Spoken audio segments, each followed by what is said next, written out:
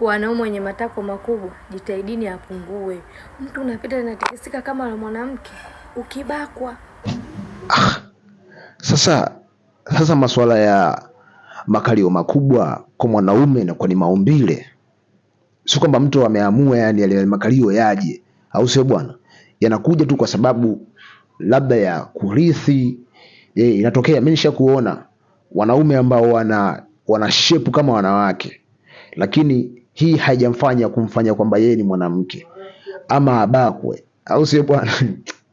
Yaani jamani, vitu vingine nyinyi mnafanya mara katushie dhambi tucheke tuoneka tunacheka watu, lakini haipo hivyo bwana. Mtu ambaye amepata hiyo kitu, si kwamba kwa mwanaume ambaye yupo lijari na kama amepata huo mshepu msambwanda, au sio bwana? Wenyewe hata inye wazee wa movie za kibongo comedy za zamani kama nakumbuka inye, au sio bwana? Kama mtu amepata hiyo kitu basi sio kwamba ataifurahia, au sio? Sio kama atafurahia. Kwa hiyo tusijaribu kutengeneza ma content. Huo ni ulemavu bwana. Mtoto wa kiume kuwa na makalio makubwa ni ulemavu. Kwa hiyo utakuwa unamshika kama mlemavu. Bwana, hii ni case closed. Nami naitwa Mo Smart Diego. Bye bye.